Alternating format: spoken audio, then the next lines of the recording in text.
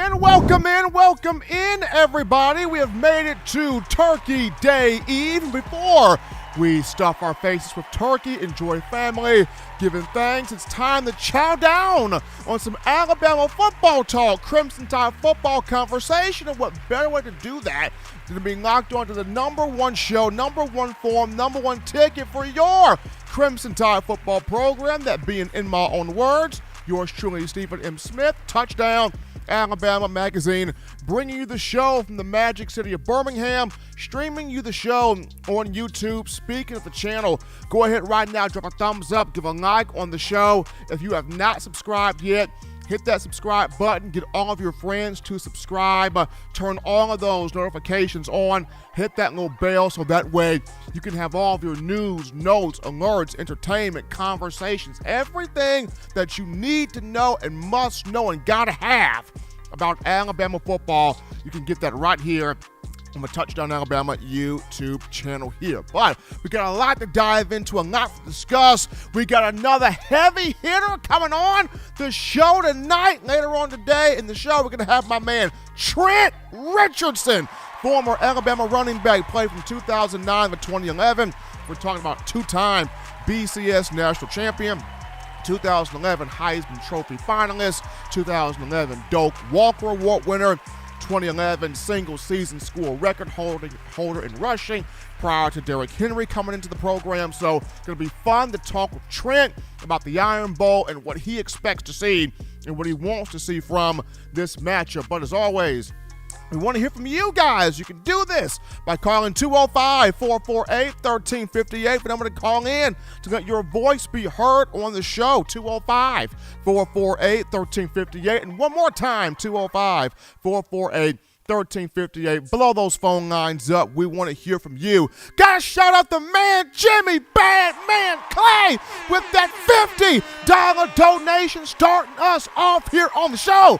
Appreciate the love there from my man Jimmy Clay. As always, at Daily Super Chat Go, $75 Daily Super Chat Go right there. Appreciate the love from you. And before, again, the topic number one here, truly, our hearts, our thoughts, our prayers, condolences here from the TDA family go out to the family of one Cecil Hurt, the most influential, not just journalist, but storyteller, artist in terms of how to pin and create Alabama football to make it feel more than just a game of a Tuscaloosa community. The Alabama football, the Alabama sports community, and U.S. fans lost a legend on yesterday as Hurt passed away at 62 years of age at UAB Hospital here in Birmingham from complications to pneumonia. Cecil, who covered the Crimson Tide for nearly 40 years with the Tuscaloosa News. He started there in 1982. He covered coaches like Paul Bryant, Gene Stallings, covered Nick Saban, and a guy that not only was he very influential towards his colleagues, but he birthed a generation of writers that everybody read Cecil's work, and at one point in time, it was, I'm not going to read a story until Cecil Hurt put the story out there. But, a man that was young at heart. So definitely our thoughts and our prayers and our condolences go out to his family and the loss of Cecil on yesterday. But we get into now topic number one here of the conversation for tonight's show, and this being the Iron Bowl, this being the game where, like I said, the records are thrown out the window. You gotta want it. You gotta be down about it. You gotta be able to go out there and go get it. And Coach Saban, as the Alabama football head coach since 2007, he is 3-4 in his career playing Auburn at Jordan-Hare, including 2 back-to-back losses in 2017. And 2019. So Coach Saban never wants to have that feeling where a venue, a place, a team, an area has bested him or has a vice grip on him. We don't normally see the terms Nick Saban and losing in the same sentence, or Nick Saban and him being dominated or a team dominating him in the same sentence, I should say. So this is a huge matchup for Coach Saban.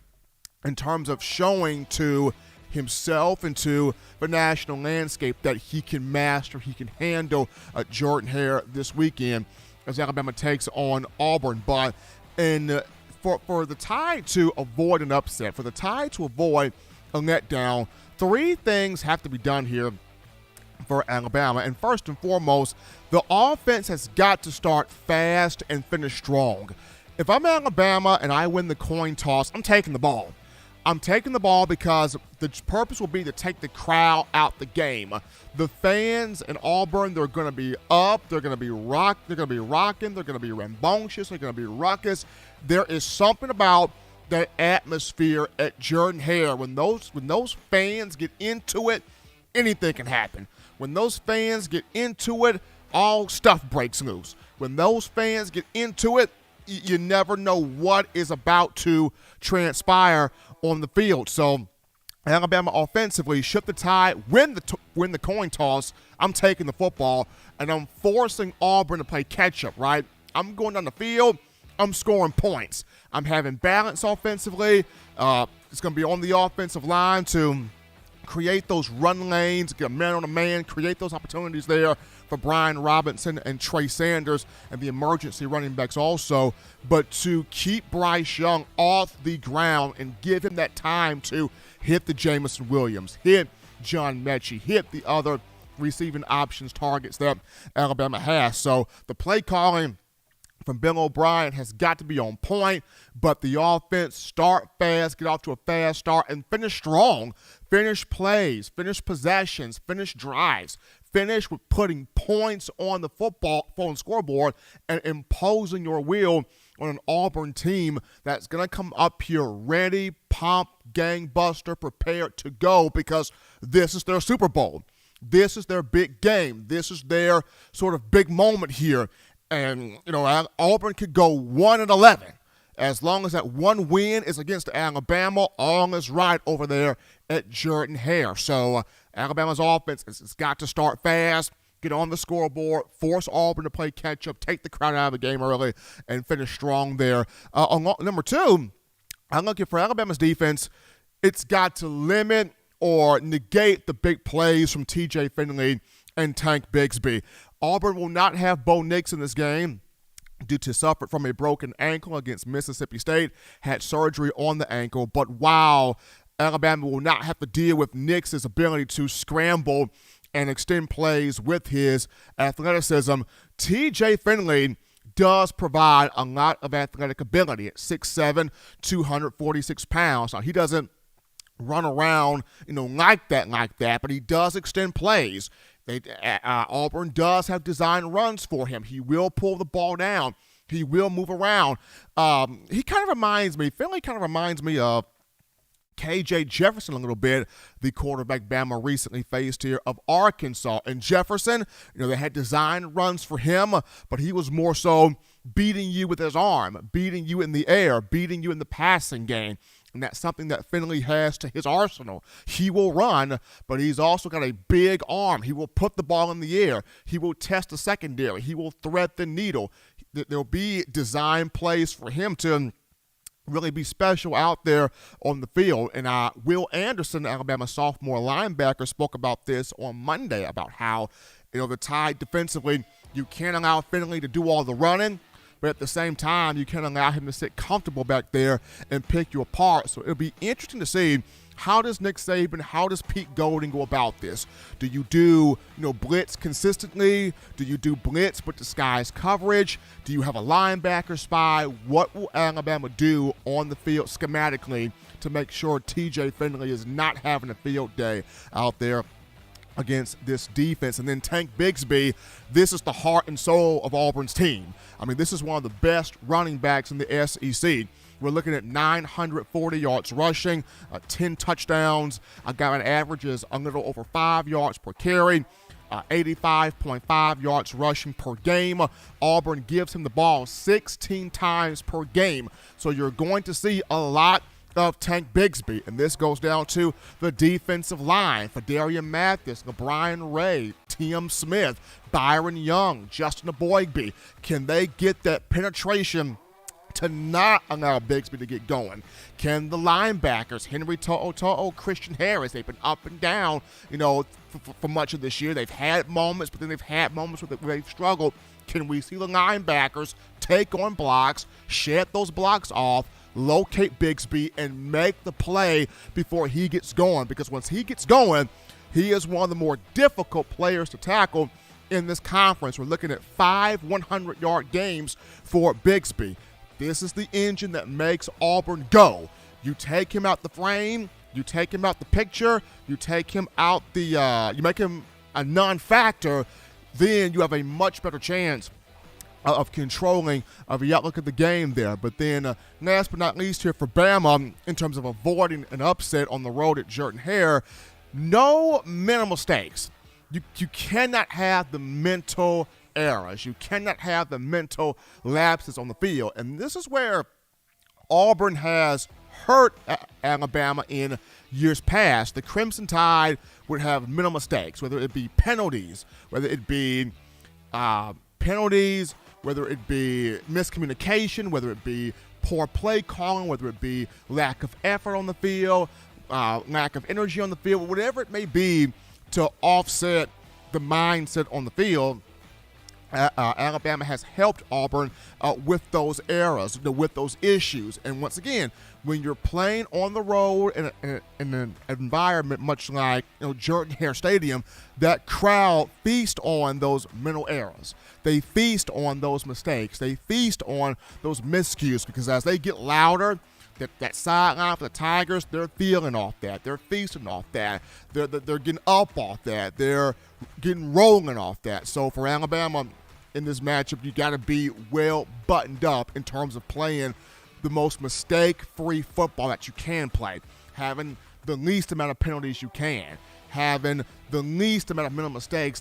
None would be perfect, but not several mental mistakes, not several penalties, not several lapses, not several moments where Auburn is out there taking advantage of it, whether it be on offense or defense for that matter. But big game here Saturday in the Iron Bowl. Coach Saban trying to show that he can go down to the Jordan-Hare, get a win, get a dominant win, get a statement win, get a big win in showing to everybody that this area, this venue, this place does not have a stronghold, or a stranglehold, I should say, on him. So it's going to be fun to watch that matchup over the weekend. We're going to take a break right now on the show. Don't touch that dial. We're just getting started. Upon our return, we go to the phone lines to take your calls, your thoughts, your tweets, your chats, your interactions. We got a conversation with the Bama Nation coming right after this.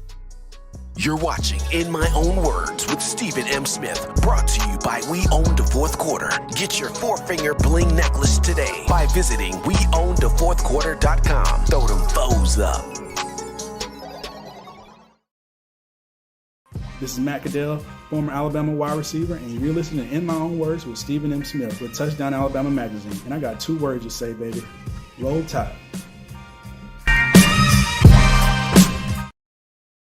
9 players have teamed up and released the Alabama Team Paper, which is a video yearbook they've put out for sale direct to fans. Now, for the first time, small dollar purchases from the fans can support the players as a group as well as a great cause, because $1 of every subscription payment is donated to the Boys and Girls Club of America. Be a 5-star fan base and support your team and a great cause with Team Paper. Check it out at teampaper.com/Alabama.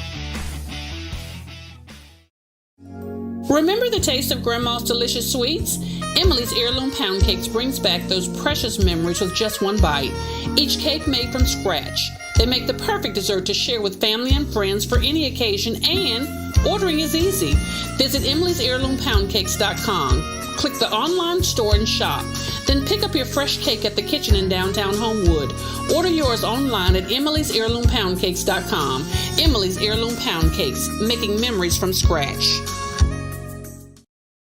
As we're back into the action from the break of the #1 forum for Bama football news, in my own words, yours truly, Stephen Smith, Touchdown Alabama Magazine. Appreciate you guys checking us out on today. Got a little update here from Coach Saban in his Wednesday press conference, and the head football coach very happy with how practice went today. He said it was great energy out there on the field. Guys focused, guys locked in, guys prepared, guys ready. So good news there coming from Saban after dealing with the poor me's attitude a week ago.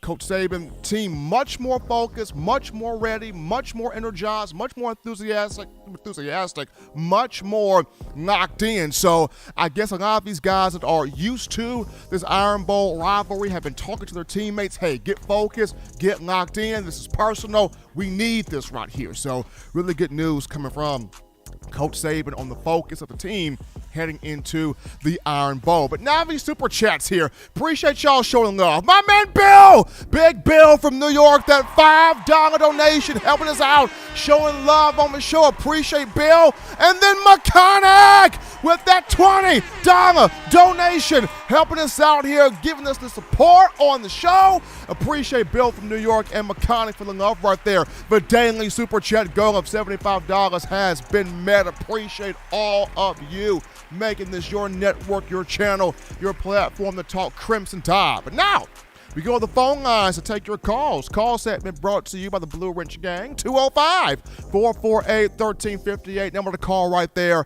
205-448-1358. We start with this call here. You're live on the show. What's going on? How we feeling? State your name and where you calling from. Well, Stephen, this is old President calling in here one day before Turkey Day here. I saw a lot of Turkey Days go by, I tell you what. But you couldn't have put it any better the way what you said about Cecil. We would in the newspaper. I've said it thousands of times, and I know you've heard me say it. The newspaper was a very important article back in the day when we didn't have 24/7 news. We didn't have the internet. We didn't have Google. We depended on those guys to tell us what was going on and what was happening.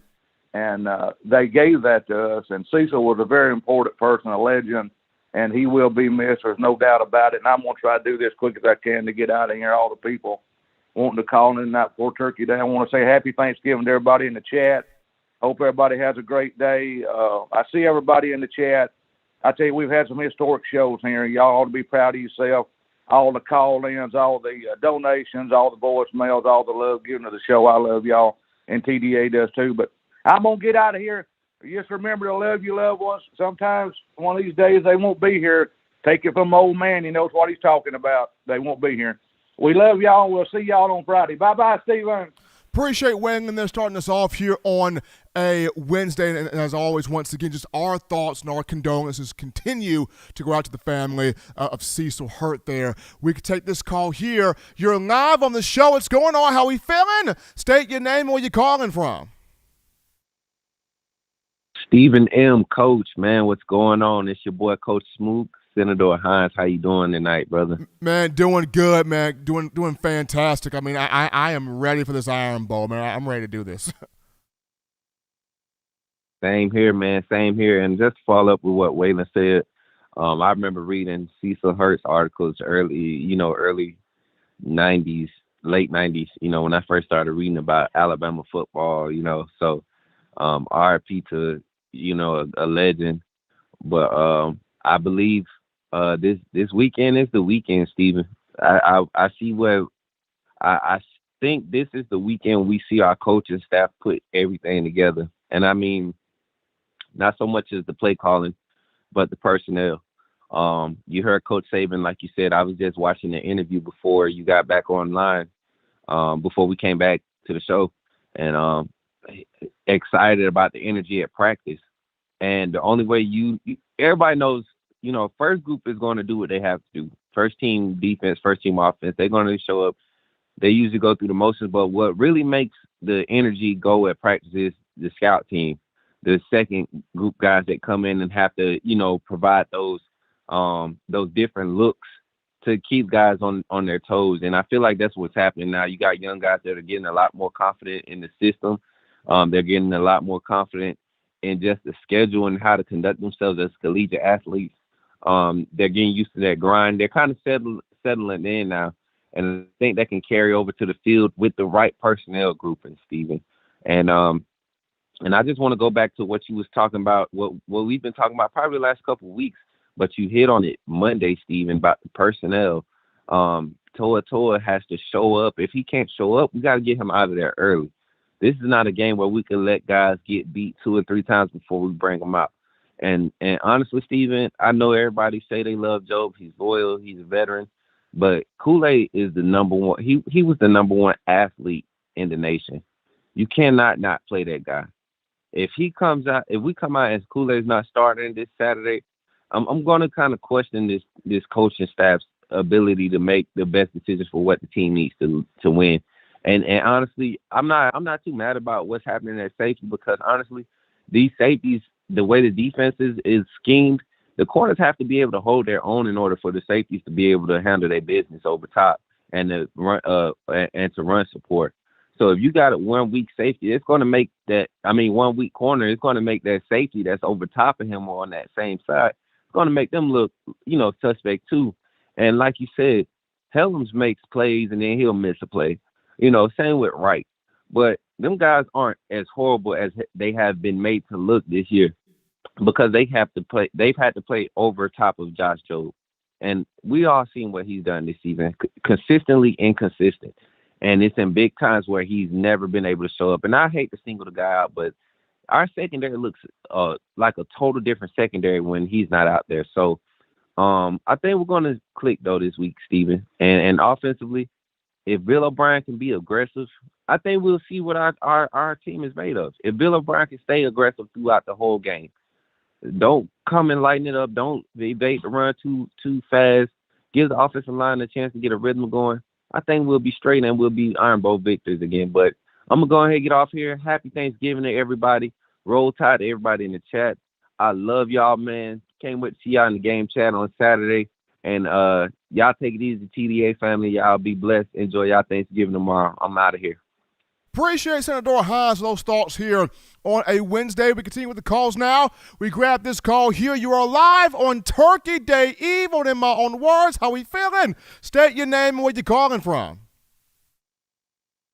Hi, Stephen. Bill from New York. What's up, brother?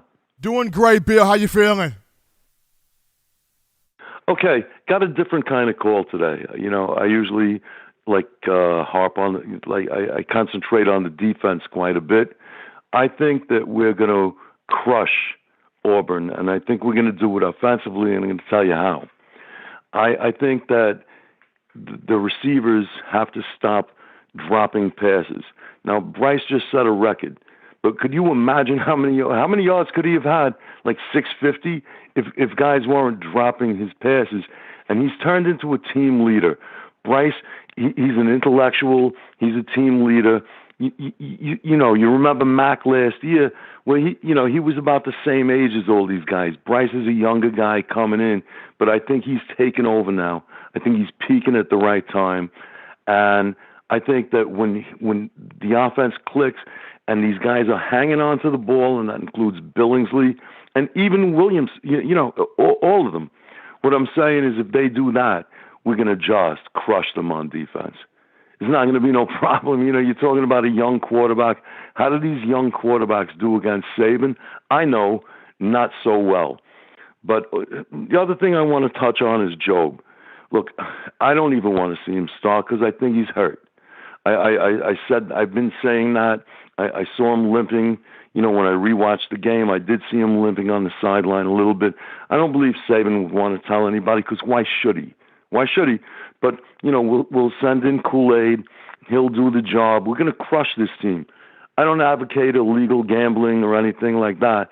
But what I'm saying is if I was going to make a bet, this would be the week because we're going to absolutely punish these fools. And, last thing I got to say is, happy Thanksgiving to the Blue Ranch gang, to you, your entire staff. It's been great being here, And happy Thanksgiving to the people that just stop in and say hello. And God bless everybody. And thanks for taking my call, Stephen. Absolutely. Bill from New York calling in here on a Wednesday. And I agree. If the receivers do not drop passes, they consistently catch the ball from Bryce Young. Because Jameson Williams, The guy's explosive, but he drops a pass here and there. Same thing for John Mechie. So, and even Jaleel Billingsley, you got to work him somewhere back into this picture here. So these offensive weapons do not drop the football and start fast, finish strong here. This could be a big day for Alabama against Auburn. Continue with calls. You're live on the show on a Wednesday, Turkey Day Eve. How we feeling? State your name, where you calling from. Hey, Steve. Hey, Steven, this is Corey from Trussville. How are you doing tonight? Doing fantastic, Corey, and yourself? I'm doing great. First of all, I want to send my condolences to Cecil Hurst's family. I really enjoy reading his work, and I was sad to hear the news that he passed away. I just wanted to send my condolences to his family. But I have a couple of questions for you. My first question is, how important do you think it is for Alabama to make a statement in this game, not just from a fan perspective, but just to say to the committee that we are still a top 4 team? That way we don't keep slipping in the top 4. Okay, so for that question, Corey, I think, just to me, this is a statement game for Alabama in terms of, can we finally wholeheartedly get our identity, right? Because that's been the thing Saban's been saying since the preseason. We got to find an identity. We don't have an identity yet. We're still looking for that identity. And normally that's something where you find that by the 4th game of the season, and Bama has not found that or has not seemed to have found that. So I think this is a statement game for Alabama in the sense of, can this team finally lay claim to an identity and be able to run with that and move with that? That's the biggest thing, in my opinion, here that Saban and this team is going to have to do. And then my last question is, you may not be able to answer this, you may not, but do you feel confident that by the time signing day comes that Alabama will be able to pass Georgia and for the top class? It's got a shot. It does. I know it's trying to land Damani Jackson, the 5-star corner. It's trying to land a really good corner class. It's trying to land a really good defensive line class. So, Corey, there's a shot there. If it can pick up another, it's trying to look at 10 to 15 guys. If it can pick up the majority of those guys, it's got a shot there. But we appreciate Corey from Trussville calling in, leaving his thoughts on the show. We grab this call here. You're live on the show tonight. How we feeling? What's going on? State your name and where you calling from. Roll Tide, Stephen. William up here in Iowa. What's going on, my man? I'm anxious for some at Cal State there from down that way Saturday. Well, man, I'm telling you, and I've said this throughout the show so far, Bama's offense goes down with Jordan Hare. If it comes out the gate swinging, takes the crowd out the game, but also if it is efficient, if it starts fast, it finishes strong and imposes that will, it's going to be able to have a field day against Auburn. Because I look at this, defensively for Alabama, you take away Tank Bigsby, you basically take away that entire offense. TJ Finley's a good quarterback, but that offense runs through number 4. That offense runs through Bigsby. If you limit Bigsby, if he's a non-factor, and Auburn is forced to put the game on TJ Finley, of whom, by the way, does not have just a ton of – he doesn't have a lot of chemistry with this team because he hasn't been in the games a lot. So if you force TJ Finley to win the football game, that's the ingredient that could really help Alabama there.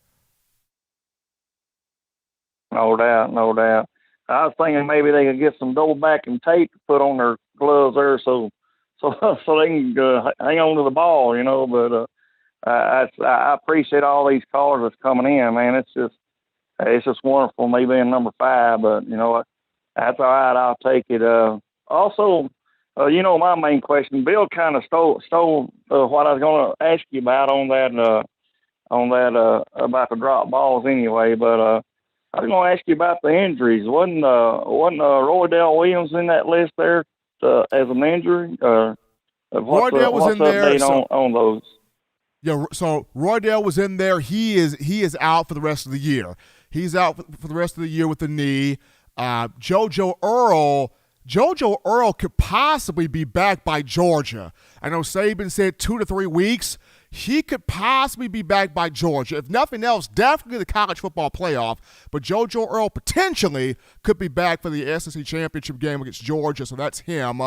DeMarco Helms is fine. So the main ones right now, you look at Roydell, you look at Kamar Wheaton, and still Jace McClellan in the backfield. Okay. Well, all right, I'm gonna get off here so some others can come on in here and just don't eat too much tomorrow, all right? Roll Tide. I'm gonna try to, William. I'm not gonna make no promises, but I'm gonna try to. Another one on that injury list there is still Chris Allen, going back to game 1 of the season against Miami. Now, I don't know how far he has gotten in that rehab process. I will ask around on that, because if he's gotten far in that rehab process, it could be interesting to see. Could we see Chris Allen back this season at some point? But we're gonna grab a call here. You're live on the show. What's going on? How we feeling? State your name and where you calling from. I'm Tommy from Leeds, Alabama. Stephen Smith. I heard you on I heard a lot of stuff about you on Facebook. I watch a lot of your videos, man. I appreciate it, man. What's going on? And I just hope we go there and take care of that Cal College Saturday and beat the mess out of them. Absolutely. I mean, how you see this game going, Tommy? How you see it going? I say, if our offense clicks, I think if we get the ball first, I think we should drive it down their throat and make them make Auburn one-dimensional and put. I think it would be probably. I'd say 56-14 Alabama. 56-14 Bama for Tommy. Hey, Tommy, we can roll with that one, man. We can roll with that one. You know we can. I'm going to listen to hey, Coach Nick Saban show, see what he's got to say about DJ Dale. I've heard some things. I'm hoping he's back for the Iron Bowl. Right. Well, Dale was limping in pregame warm-ups prior to the Arkansas game, grabbing his knee as he went to the locker room. The MRI says he's fine. The MRI says he's good. It's probably just a scare there because Dale has had some issues with that knee going back to his sophomore year, but I think it's just a scare. I think he's fine. But we appreciate Tommy there for that call into the show. In my own words, yours truly, Stephen Smith of Touchdown Alabama Magazine. We grab this call here. You're live on the show on Turkey Day Eve. What's happening? What's going on? State your name and where you calling from. Hey, what's going on, Steven? It's Elijah up here in Jersey. Elijah, what's going on, big man? Oh, man, I'm hanging in there. You know, I was just, at the beginning of the season, you know, I wasn't really feeling Bryce Young too much because of the fact that I felt, you know, he was real scared, real timid on running the ball. I felt he was sitting in the pocket too long, just trying to wait for receivers to get open. But I got to say, that young man has made me a believer. Just the way he put this team on his back, especially the offense. You know, he put this offense on his back. That young man running around, running when he chooses to, running when he needs to. And he's making himself a bigger threat because now teams have to worry about this young man using his legs. So I give all the props, all the kudos to, you know, Bryce Young and what he has brought to this Alabama offense. And he made me a believer. But I just can't believe in this defense, Steven. This defense has just let me down so many times. I've seen one game, they look like they got it together. The next game, they look like they haven't practiced all year. And for me, Auburn, you know, they're going to attack the middle. They got a bruiser. They got big Tank Bigsby back there. And that's the thing that scared me. You know, because Henry, Christian Harris, the center of the defense is not like old Alabama. Back in the day, you wish teams would run directly at that defense, right up the middle. Because, you know, the best they was getting is maybe a yard, maybe 2 yards at the most. And then now it's just like teams they enjoy running up the middle on us, man.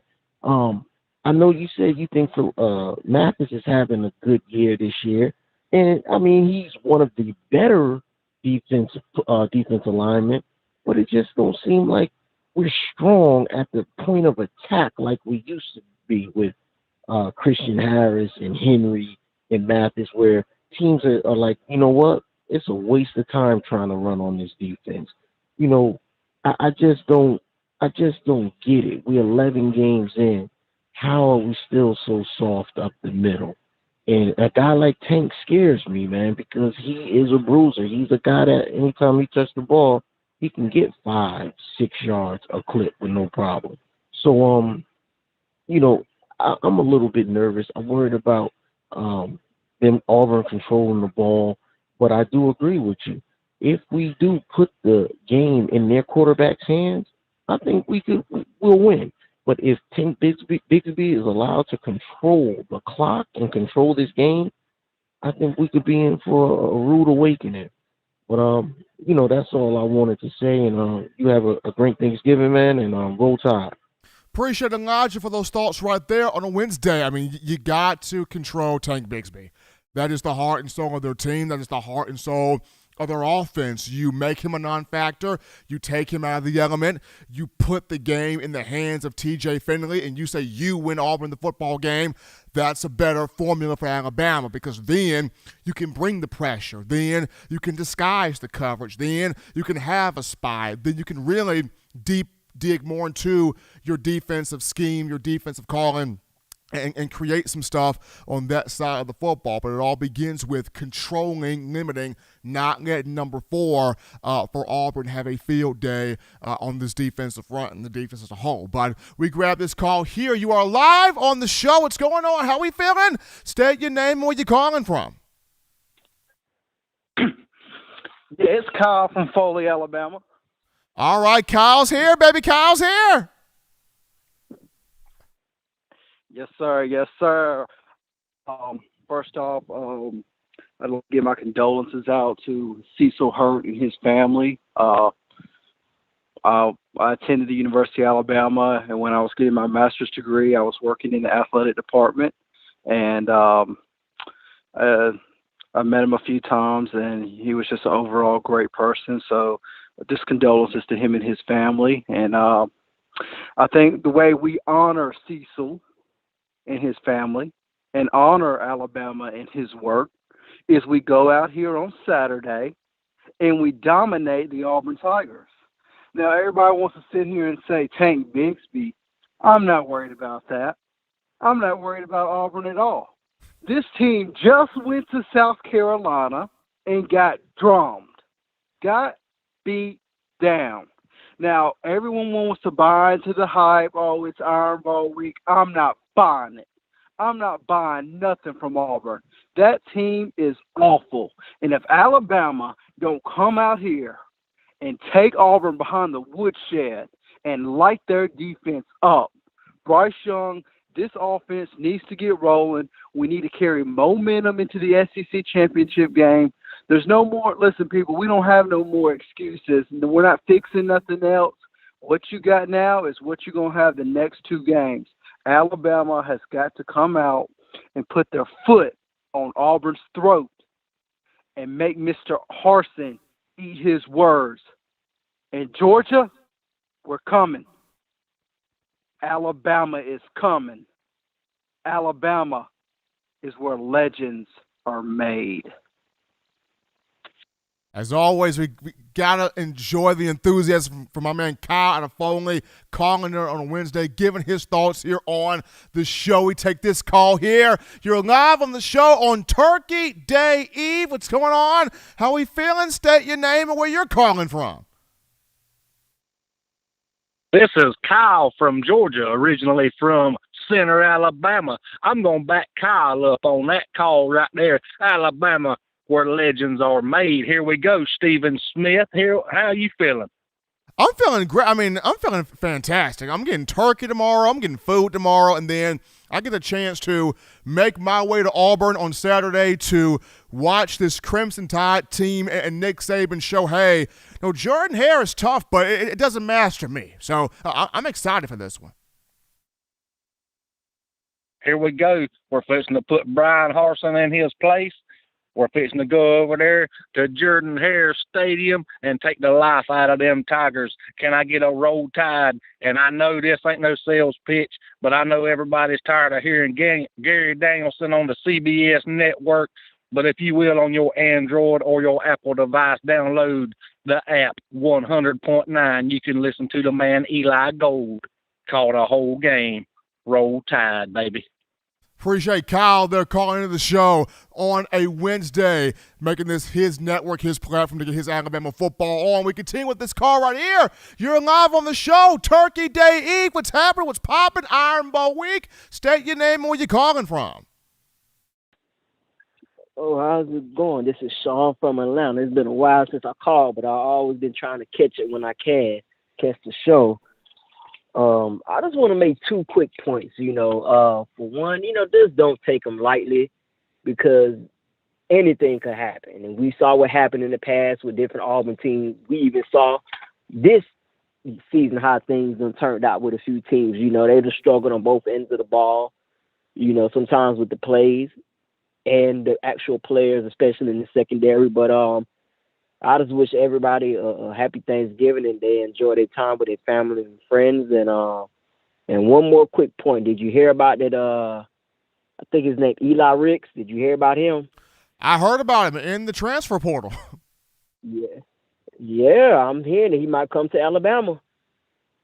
That's what I'm hearing. That's what I looked on 24/7. That's what it says. So I feel like if he comes, that'll be a big. You go ahead. We shall see, man. We shall see. Coach Saban never shies away from taking a defensive back. Yes, we need him. I feel like he'll be a big plus because we're going to lose a lot of defensive talent in this year's upcoming draft. A lot of them going to be gone. But all right, thank you for my call. Have a good one. I'm going to still continue. Roll Tide. Appreciate Sean from Atlanta there calling in, giving his thoughts here on the show. We grabbed this call here. You are live on the show. What's happening? What's going on? State your name and where you're calling from. How's it going, Steven? This is Matthew Larson. We're calling way up here from Idaho. How are you doing? Doing great, Matthew. Doing fantastic. So I said something to say. I know these callers, I'm all for the enthusiasm for Alabama Roll Tide. I am worried, though, at touch because it seems like every year we play Auburn, there's always something funky, something weird that goes on, and it seems like records are thrown out the window. And I'm just saying that I think we got to go in there sharp. I think offensive coordinator needs to get ready to play and just get after it and attack Auburn and gain some momentum going into Georgia. I feel like when you play rivalry games, Matthew, it's more about your energy, your effort, and your focus. How bad do you want this game? What's your intensity for this game? What's your maximum effort for this game? Because Auburn may not have the type of caliber of players that Alabama has, but when you talk about Iron Bowl, it's just something that those guys get up for. They give maximum effort. They give maximum energy. They give maximum enthusiasm. And that's what these rivalry games are about. Who really want this thing? And that's going to be the thing for Alabama this week. How bad does it want to continue beating Auburn in the Iron Bowl? I hear that. It always seems like the games get really intense, and it makes that game much better and keeping that Iron Bowl fire alive. I'm going to end with a question. Not looking past Auburn, of course, but heading into Georgia for the SEC Championship, what do you think we got to do to beat Georgia? The one thing, and I'm putting this all on one thing, the offensive line has got to stalemate Georgia's front. You're not going to beat it. You're not going to overpower it. But if Alabama's offensive line can stalemate it and allow Bryce Young to hit 3 to 6 big plays, because if Bryce can hit 3 to 6 big plays on that Georgia secondary, Alabama can break the game open. So it's going to come down to, can the offensive line give Bryce just enough time to hit those plays? I like it. All right, Stephen, well, thank you for taking my call. You have a happy Turkey Day. Roll Tide. Absolutely. Appreciate that call right there coming to the show on a Wednesday. Definitely not trying to overlook Auburn, but yes, in the matchup with Georgia, if this offensive line can give Bryce a little bit of time, there are some plays to be made on that secondary. And if Bryce can get an inch of time, he can hit those plays there. We grab this call here. You're live on the show. What's happening? What's going on? How we feeling tonight? State your name and where you calling from. What's going on, Steven? This is Dave calling from Mobile, Alabama. What's happening, man? What's going on? Nothing too much, man. I like that shirt, man. It look real spiffy on you. This is actually one of my favorite shirts, so I'm paying homage to Coach Paul Bryant, just the red and white houndstooth look here. Yeah, I ain't going to keep you too long. I just got a couple points. One of the callers was talking about the defense. I don't really think it's the front line. I mean, Christian, the linebackers and the nose guards and defensive tackles and stuff, they're getting better. But the biggest problem that we have, to me, is the safety and the cornerbacks. It just seems like on 3rd and 2,900 yards, they can get a first down based solely upon the cornerbacks. Either they in the wrong position or they get beat over the top. That's what scares me. Another thing, it's like, I don't know what it is, but Auburn will always be a great rival game. I don't care about 4-star, 3-star, 1-star.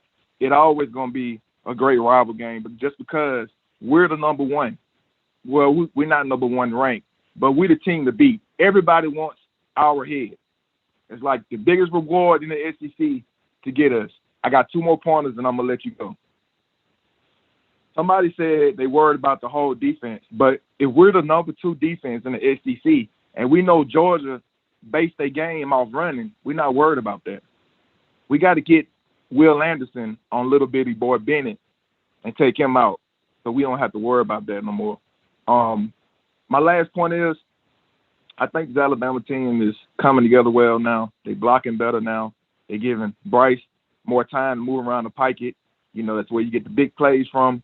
And for us to put that many points up on Arkansas, the team is not that bad. We just got to play full 4 quarters and don't make no mistakes. A&M, we lost because we made a bunch of mistakes. A lot of drop balls, fumbles, busted coverages. Yeah, you're going to lose. And we only lost by a few points. We didn't get blown out, so I think we're going to be okay. And I think Georgia is nervous because they don't know what to expect. Appreciate Bay there for that call right there, giving his thoughts on the show. And like I said, everything is kind of set up now toward Alabama, Georgia. Of course, you're not overlooking Auburn. You want to give this game right here, your undivided attention. But at the same time, you have a chance here to take care of this game first, go into Georgia, a matchup where there are plays to be made against that defense. That front is good. That front is dynamic of the Bulldogs. But if this offensive line can stalemate it enough to where Bryce can hit some plays, we could see something here in that matchup. But we're going to go over this topic here, and this is on. So how about Alabama guys that are up for national awards here? Kudos to Bryce Young, Jamison Williams, and Will Anderson, finalists for national awards. Bryce Young, a finalist for the Davey O'Brien National Quarterback of the Year Award. He's also a finalist for the Maxwell Award. Jamison Williams, a finalist for the Fred Biletnikoff Award for the nation's top receiver. Left Ohio State, came to Alabama, and is a finalist for top receiver of the year. He's got a 1,000-yard season here for the Crimson Tide. And Will the Terminator Anderson, a finalist for the Chuck Bednarik Award, which goes to the top defensive player in college football. So kudos to Bryce Young, Jamison Williams, and Will Anderson for representing Alabama football as finalists for these national honors here. Folks, don't touch that dial. We'll be back right after this.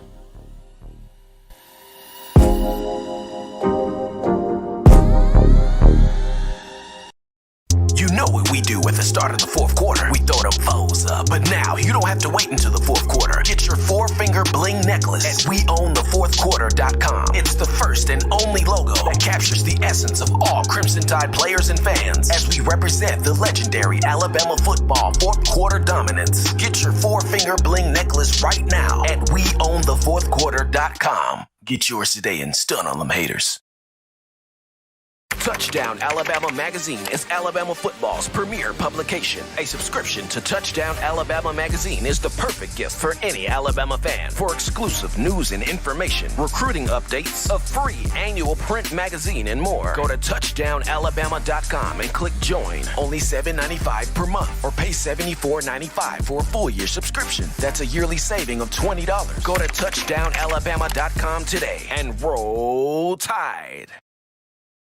If you're an avid Alabama Crimson Tide fan and you love to flaunt it, then show your Alabama Crimson Tide support by grabbing the All-Bama sneakers. They feature bold Crimson Tide graphics, so no one will be able to question where your allegiance lies. When you add these sweet sneakers to your Alabama Crimson Tide collection, go to STSFootwear.com and use the code TDAlabama for $15 off your purchase. That's code TDAlabama for $15 off your purchase. Go to STSFootwear.com and get your All-Bama sneakers today.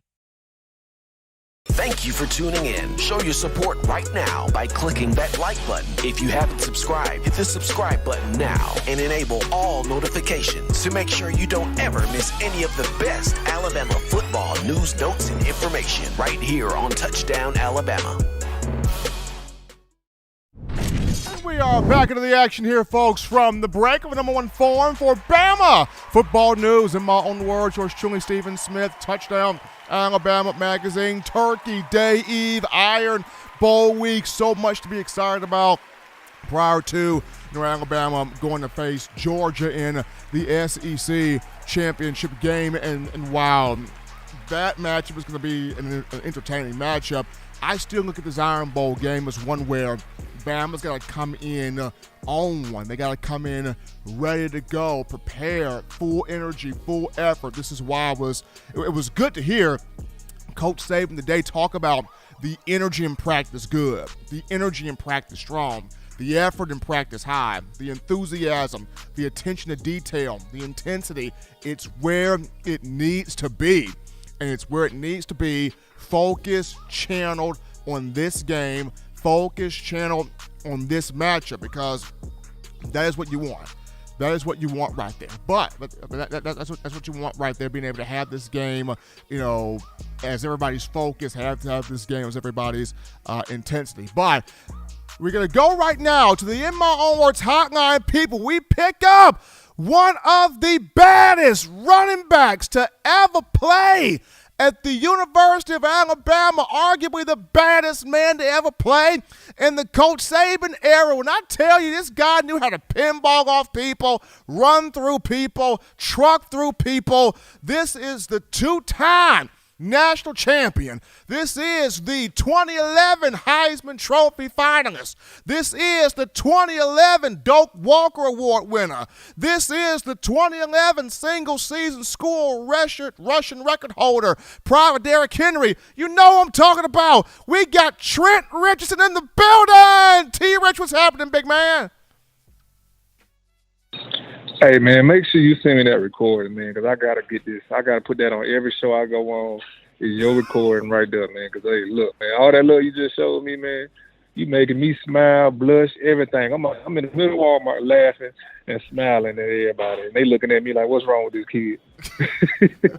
You know what? You know what, Trent? We're going to have my man John Ivory. We're going to have my man John Ivory record that, so we can get that to you. We got Trent Richardson here on the show here, In My Own Words, Touchdown Alabama Magazine, if you're just tuning in. So, Trent, we got the Iron Bowl Saturday between Alabama and Auburn. You were a part of this game 2009, 2010, and 2011. But for you, what became your introduction to the Iron Bowl, and then what made this game so physical for you, just being involved in the rivalry coming from Pensacola, Florida? Well, for me, man, I didn't get the whole, the rivalry between the Alabama and Auburn when I first got to school. It was like a sin to even say War Eagle or to say, the Auburn, to say the other team. Now we say the other team. It was like a sin to say that when I got to school. And so, and I didn't realize it until I first, went into game week and, Coach Cochran had Cam Newton. Who was it? Cam Newton at the time? No, it wasn't even Cam. It was what was the guy named before Cam? But he had his pictures everywhere on our lockers. They had all the stuff on our lockers and stuff. Just coming into it. And when he did that, that just kind of sparked something. That, they put up all type of, old film on them and, how bad, it was. They beat us 6 years in a row when Cadillac was there and when, Ronnie Brown was there. So that kind of stayed in my mind. And so when I got to the game, man, the stadium was so loud because we played there at their field. It was so loud, man. And, the fans are on top of you. So, you couldn't hear nothing. And when Mark went down, so Mark got hurt early in the game. And so when he went down, they just, Mark looked at me and said, man, it's going to be your day. And so that first drive when I got in, I think the first 3-4 plays, they went to me on every play. It was like me and Julio, we went back and forth. And so when I finally got a chance getting in the end zone, man, like I just knew it was going to be a smash my football hard game because they came out, man. I think we went down like 14 or 21-0. They came out with all type of trick plays and stuff. And so for me, man, I was just excited to be in that game, man, to be a part of that legacy. Absolutely. Now, Trent, I believe the quarterback you're referring to there, I think that was Brandon Cox. I think that was Brandon Cox. I think that was the guy before Cam. Yep. It was Brandon Cox. And then after Brandon Cox was Chris Todd. So it was Brandon Cox, then Chris Todd, and then Cam, if that memory serves me correctly. But we got Trent Richardson here on the show if you're just tuning into the network, to the platform, to the channel. So, Trent, offensively for Alabama, when you look at Bryce Young, when you look at Brian Robinson, Jamison Williams, John Mechie, offensive coordinator Bill O'Brien, and you're coming into a game where the atmosphere's live, the crowd's rocking, a lot of stuff goes on. As an offensive player, how do you take the crowd out the game? Like what's your mindset of offensively? How do we take this crowd out the element? Well, first thing first, you got to realize that this is an emotional game. Now, I don't know how serious that these kids take this game this year. I mean, in these days, I don't think they take it as serious. But for us, to go with the Alabama and the Auburn, the Iron Bowls rivals, man, to take that game out, you got to strike first. Like, especially in Jordan-Hare, man, that's a tough place to play. So you take that crowd out of it, man, because I'm telling you, that plays a big part of that game, that crowd. No matter where you at, you can be a Brian Denny, you can be a Jordan-Hare. If you take that crowd of it, man, you have a good chance of winning. I mean, and look at you look at the matchup all the way around with athletes and the running backs. I think we're a better team all the way around. But guys cannot get complacent about, our record, and don't forget about who these guys are either. You know what I'm saying? At the end of the day, they still some dogs, and ain't nobody out there, slacks is on the sideline or that's out there playing because they got a job too. So just thinking right now, Trent, with just the offense here, who are some guys in this game that you want to see show up and show out offensively? For me, man, I just love to see what Brian can do if they just feed him the ball, man, because I feel like he have, deserved the time and the respect that he needs, man. I don't feel like they give him enough carries. I don't feel like they feed him enough. And Brian is one of those guys that's a type of Glenn Coffey type back, and guys need to be, fed throughout the game. And you think about, and we talked about this last night, was it Latavion Bell that played for the Steelers?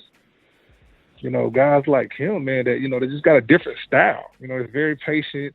They just got a different skill when it comes to running the ball. And so those guys need the ball throughout the game in different ways. Even if you coming out the backfield, you in the slot, wherever they put him, man, I think they put this ball in this kid's hands. he's going to do something with it. And you know, at the same time too, I think Williams, man, I think he'll have a great day. But you know, I think it's time for Mincy to step up and to have a consistent game. And I know he can.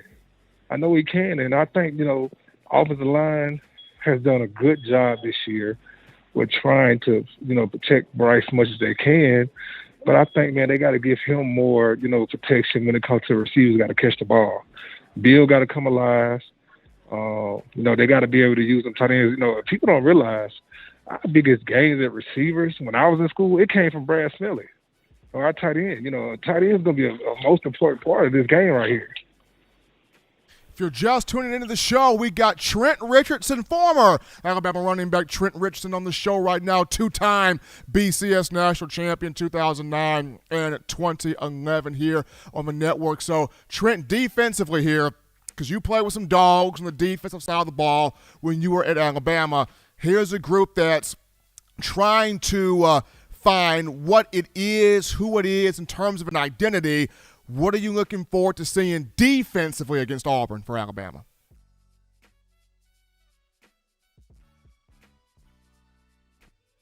Trent, you there, man? I'm sorry, I messed around and pushed the mute button. I'm sorry. Yeah, can you hear me? I can hear you now. Go ahead. Can you hear me? I can hear you. Yeah, I said defensively, man, they gotta be able to put pressure on that quarterback. I mean, because you got a guy, if they play Bo Nix or whoever they play. You know, Bo Nix, and he get to run around like Johnny football, you're going to be in trouble. We always kind of had trouble with a running quarterback. And, you know, it is what it is. You know, Nick, we know he's the godfather of college football, but that's always kind of been his kryptonite to have a running quarterback. But if you go in there and put pressure on that guy, get him out the pocket a little bit to where, you know, he got to do stuff on his feet on a run, I think that's the better case, you know, when you got, you know, guys that's, you know, moving around, but you got to be able to use your linebackers, man. And it can't just be Will out there. You know, it just can't be him out there. And, you know, we all know, we look at the game right now, this is one of the softest, I don't want to say softest, but this is not an Alabama type linebacker core, you know. And we get it, you know, it's a different era, and, you know, kids are getting, you know, more skilled guys, they're getting more skinnier. They not as physical as they was when I was playing. And, you know, it's a different, you know, day and age. So when I was in school, man, we had guys like Orlando McClain, which was 255, 260, running a 4.5 or 4.6. Dante Hightower, which was 265, running a 4.5. You know, we had guys like Courtney Upshaw. You know, but we know it's a different day and age, but these guys got to get physical, man. And they got to be able to perform in the DB position room too. So, man, I'm looking for the whole defense to put a complete game together, man, because we haven't seen Alabama play 4 whole quarters yet. That's Trent Richardson, baby. Trent Richardson, former Alabama running back, telling it like it is here on the show. 2-time national champion, 2011 Heisman Trophy finalist, 2011 Doak Walker Award winner, spending time with us here, talking about the Iron Bowl this weekend. Trent, as always, man, we appreciate you coming on. Take care of yourself, man. Be good. Enjoy your Thanksgiving, man. Yes, sir, man. Happy holidays to everybody, man. Absolutely. Trent Richardson here joining us live on the show talking about the Iron Bowl this weekend. But we go to a break right now, folks. Don't touch that dial. When we get back, we return to your phone calls, your texts, your tweets, your interactions. It's coming after this. Don't touch that dial. Call in right now as we're taking your calls up next on In My Own Words with Stephen M. Smith. Brought to you by We Own the Fourth Quarter. Visit WeOwnTheFourthQuarter.com now to get your 4-finger bling necklace.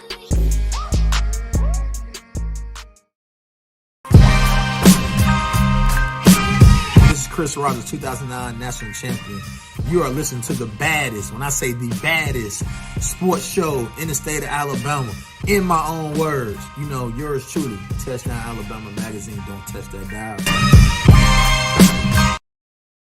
Every sports fan deserves the proper representation. Whitwell Sports introduces to you the Title Towel. Wave that Title Towel in the air like you just don't care in support of Nick Saban and the Alabama Crimson Tide. Only $9.99 and it lasts a lifetime. Head on over to whitwellsports.com and get your Title Towel today.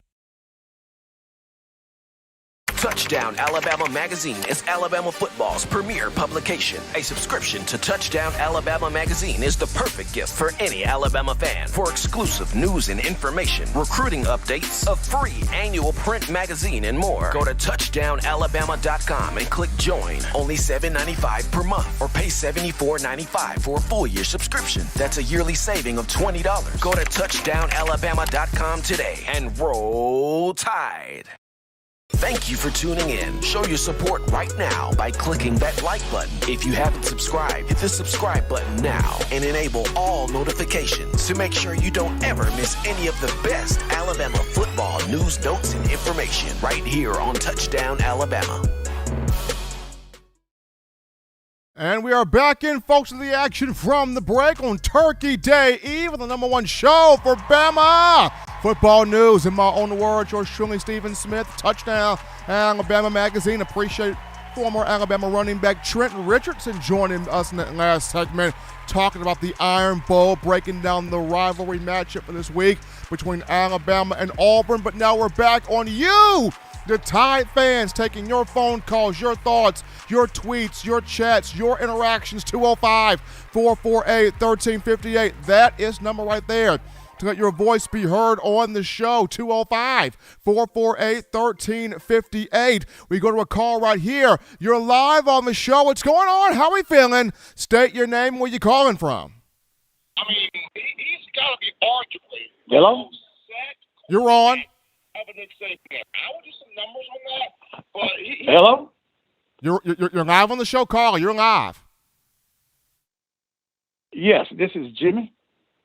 All right. Hey, All I'm right, calling about the. Go ahead, Jimmy. Hello? Yeah, I'm calling about the Josh Jobe. Okay. The defensive back from Alabama. Well, I think he's playing. He thinks he's in the NFL right now. And the other thing I'm calling about is the two linebackers. The two linebackers played too close to the defensive line. Instead of lining up, they 3 yards off the defensive line, and which they need to be 5 yards back. By the time they snapped the ball, they caught up in all the traffic. And that's why they can't make tackles.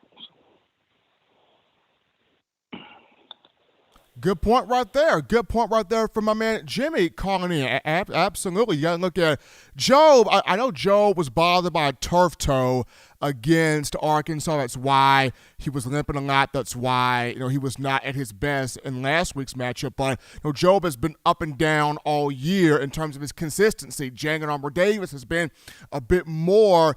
He's been more steady. He's been more sound than what Jobe has been, all season. And then going back to the linebackers, maybe they are too close. Maybe they need to be backing up 2 more feet. They're giving it that 5 inches, 5 feet there, off the ball. But good points there made by Jimmy calling into the show. 205-448-1358. The number to call in there, 205-448-1358. We're going to actually go to this quick little topic here. And it's on Brian Robinson, the fifth-year senior Tuscaloosa native. This game is personal for him. B-Rob talked about this on Tuesday. This Iron Bowl is very personal for him. Because when you're from this community, when you're from this state, when you're from this area, you really cherish this matchup because this is all you've been growing up on. Whether as a kid, you're probably in the barbershop, your dad's talking about it, your granddad's talking about it, your uncle's talking about it. They're having conversations on it in the barbershop about, man, y'all gonna beat Auburn? Is Alabama gonna beat Auburn though? Man, is Auburn gonna beat y'all though? Man, this Iron Bowl, man, the Iron Bowl gonna be what's up, man. Who gonna win this Iron Bowl? You got all of these guys talking about this in the barbershop, in the grocery store, in so many different areas. For guys that are in-state athletes, and you go to the University of Alabama, or you go to Auburn University, you hear conversations nonstop about the Iron Bowl. You are birthed in this. And Brian Robinson is one of those guys that was birthed in this. So for him, this is more than just a football game, because he knows at the end of his playing career, he is going to be asked 4 questions. What was your record against LSU? What was your record against Tennessee? What was your record against Auburn? How many national championships did you win? Those will be the 4 questions that B-Rob will get directed or get, they'll be tossed to him upon the end of his playing career with the Crimson Tide. So he knows how big this matchup is. Earlier this week, you had Javion Cohan, Alabama offensive lineman, sophomore at left guard. He grew up 1 hour east of Auburn. He grew up in Phoenix City, Alabama. And he tweeted out, y'all know what this week is. Y'all know what time it is. Y'all know what this moment is. So he is getting guys pumped up. He is getting fans into it. He is getting the engines revved up, because he knows how monumental this thing is in terms of the rivalry. So looking forward to seeing what Brian Robinson does, how much they give him the football, how often they feed him the ball, and what he does with the ball in his hands against Auburn. But we take our final break here on the show. Upon our return, we're going to get into this question. Alabama dropped the spot in the college football playoff, going from 2 to 3, but to win a championship, to not win a championship, do you see this team winning it all? Do you still have hope this team wins it all? Or have you become satisfied with, I'm okay if it doesn't win it all? We'll talk about that after this.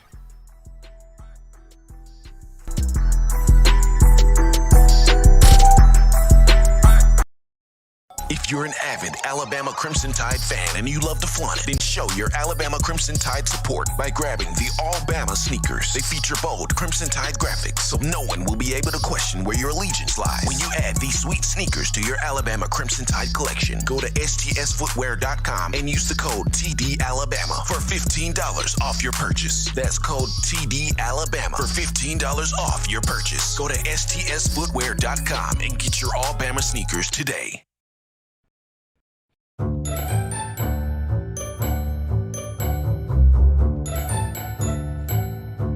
Look at all these great players in Touchdown Alabama magazine. Man, wait till I turn up this year. I'm gonna be on the front cover. But what if Will goes off? Or Joe, DeMarco, Chris, Tim, Christian. Don't wait. Order now at touchdownalabama.com or call 833-483-2624 today. Thank you for tuning in. Show your support right now by clicking that like button. If you haven't subscribed, hit the subscribe button now and enable all notifications to make sure you don't ever miss any of the best Alabama football news, notes, and information right here on Touchdown Alabama.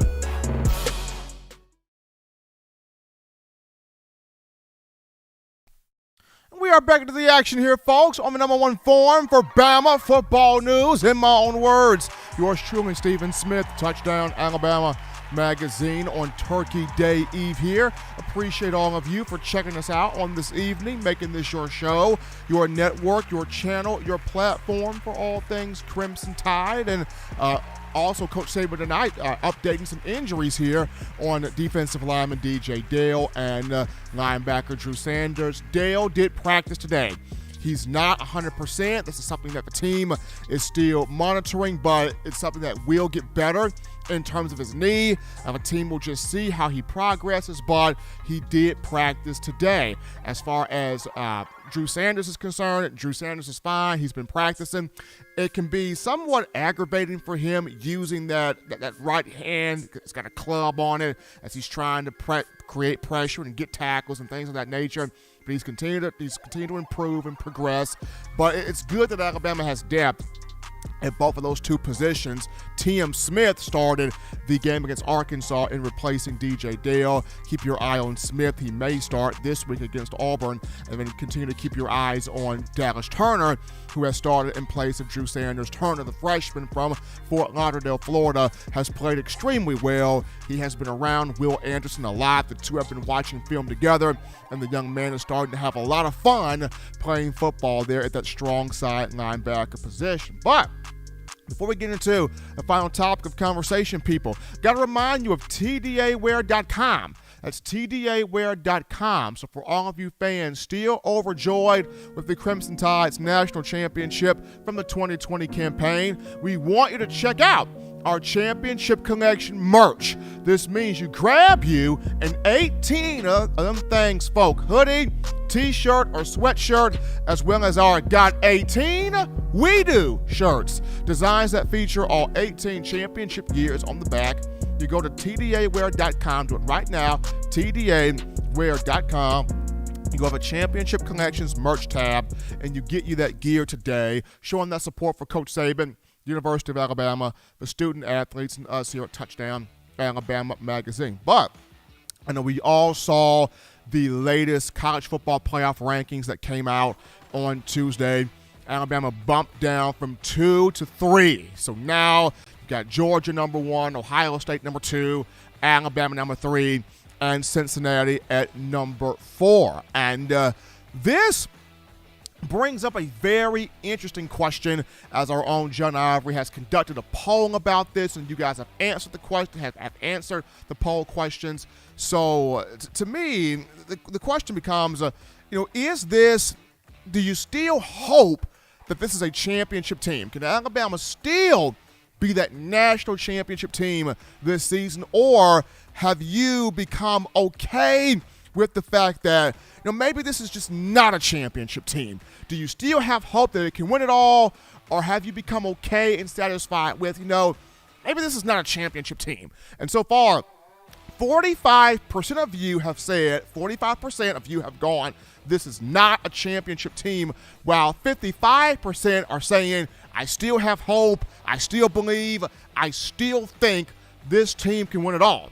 I still think this team can win a national championship. And the reason why we're bringing this question to the forefront is, all season there have been a lot of you as fans, I don't know about this team, I'm concerned about this team, they don't have an identity. It's, every week Coach Saban keeps talking about, we don't have an identity, we don't know what we are, we don't know who we are, we don't know what we are as a team, we don't have the chemistry, we're trying to find the leaders,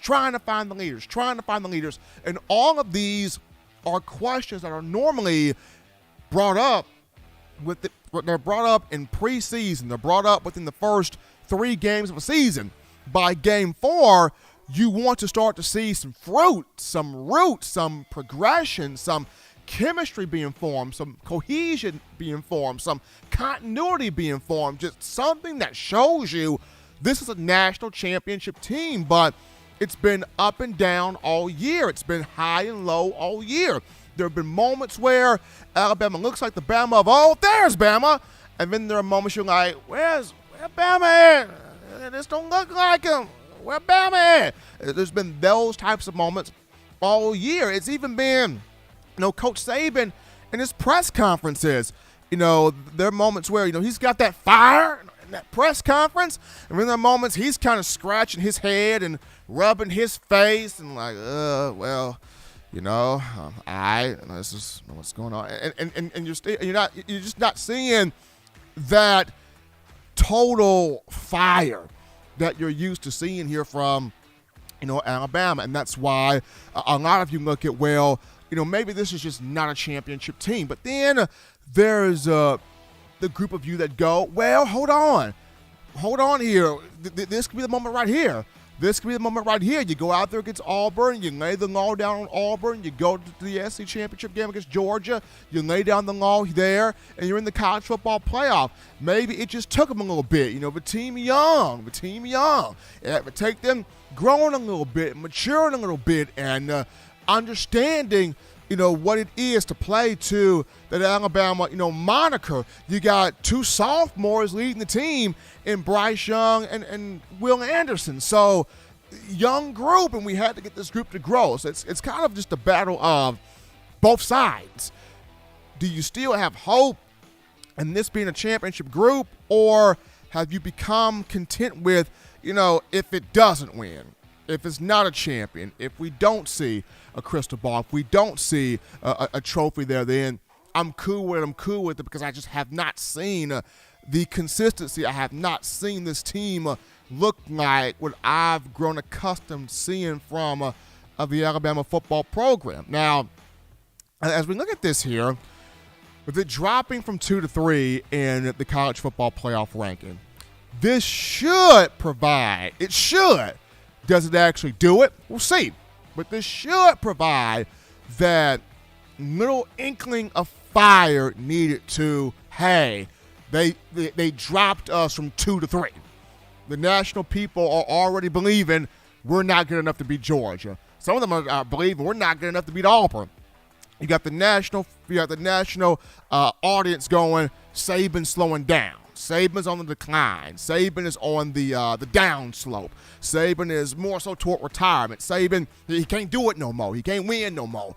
He can't get the maximum effort out of the players no more. He can't get the guys to play winning football no more. I mean, this is the worst-looking Alabama team I've ever seen in the Saban era. This is the most worst-looking Alabama team I've seen since 2006. Like, this does not look like the Bama that we've grown to love, we've grown to enjoy, we've grown to brag about, we've grown to boast about, we've grown to see other teams cower in fear of, so to speak. So that's what's going on there in the national reporting and the national media and the national outlets is, this team, nobody really seeing this team win it all. Nobody really seeing this team taking that step and going to Atlanta to knock out a Georgia, going to the college football playoff and winning a national championship, because the eyeballs are on, this is Kirby's year. This is Kirby's best team. This is his best team on paper. It's the best defense on paper. Offensively, are they dynamic? No, but Stetson Bennett makes winning plays. The running backs make winning plays. The team makes winning plays. And, they look more like, old school, hard hat, take your soul from you and eat it, Alabama, versus what Alabama looks like right now. So that's the narrative from the outside. That's the narrative. But Alabama has a chance to break that narrative. It comes down to how badly do they want to do it. How badly do they want to break that narrative and be a national champion? You got players on this team that won a national championship. Bryce Young's a player that won it, true. Will Anderson's a player that wants it, true. Brian Robinson's a player that wants it. Phil Mathis is a guy that wants it. Jamison Williams wants it. You got different individual players that are national championship players. You got individual players that have that hunger. Throw Evan Neal in there also. You got individual players that have that dog. You got individual players that have that want to. But as far as just the whole team, the unit as a whole, that's where the issue is. The unit as a whole just seems to not walk in stride together. The unit as a whole just seems to be not pointing in that championship direction together, and that's what's created so much frustration, not just from U.S. fans, not just from the local media out there, but it's also created so many talking points and so many, I guess, advantages for the national correspondents out there, and even the odds makers in Vegas. A lot of them have, we know what Georgia is. We know Georgia. Dominant, marquee, destroying teams, ripping teams, taking teams' cookies from them, snatching the heart out their body. We know what Georgia's going to give every single week. We know what Georgia's going to give. Alabama, we don't know. 1 minute, they look like Alabama that we all see and understand. The next minute, we don't know what this team is. So you even got Vegas going, I see more Georgia winning this national championship. I see more Ohio State winning this national championship. I see somebody else getting it, not Bama, because we just don't know what Alabama is. We just cannot put stock in this team. We just cannot put trust in this team because we have not seen this team from start to finish, and even a full game show us we are that team. So it's going to be interesting to see how this thing unfolds, but a lot of you still have hope. A lot of you still believe this team can go all the way to finish the year with the title, but then a lot of you feel like, maybe it's just not our year. Maybe just wait till next year. Maybe next season is the season for us, but we shall see how this all unfolds. As always, people, you want the best in news, notes, information, and coverage here on your favorite program, that being the Alabama Crimson Tide. You can do this by accessing the Touchdown Alabama Magazine app. You download the app from the iPhone App Store. If you're rocking Team Apple, Google Play Store, if you got the Android phone. For your audio listening needs, we got you right here. iTunes or Apple Podcasts, Spotify, Stitcher, Spreaker, Overcast.fm, TuneIn Radio, or iHeartRadio. We got you covered. Got to shout out some more people right here. So how about my man William Bryant here? William Bryant here with that, with that 25, there we go. That $25 donation helping us out on the show. Appreciate the love from William. And then behind here we got Koala. We got Koala Gang Zay Molden. Koala Gang Zay Molden with that $10 donation, helping us out here on the show, showing love and making this your network, your channel, your platform. Appreciate every last one of you. As always, folks, you can purchase individual copies of Touchdown Alabama Magazine. Have those sent to your door. That link will be found in the description. If you're trying to get the print edition, fresh edition of TDA, the magazine, you go to touchdownalabama.com. You click join, become a member, a subscriber today. That link in the description as well. If you're also trying to get the 4-finger bling necklace, 4-finger bling jewelry, courtesy of our guys at We Own thefourthquarter.com. That's weownthefourthquarter.com. That link in the description too. But until next time, folks, husbands, love your wives. Wives, appreciate, value those husbands. Children, continue doing the right thing, fun thing, smart thing, good thing, legitimate thing, to not be bored. You grab you those 3 hearty meals a day, those 3 great naps a day. You protect yourself. You protect the loved ones around you. Enjoy the food. Enjoy the family. Enjoy being around people that you love tomorrow on Thanksgiving. Until next time, folks, I'm your man, Stephen M. Smith. You've been listening in my own words.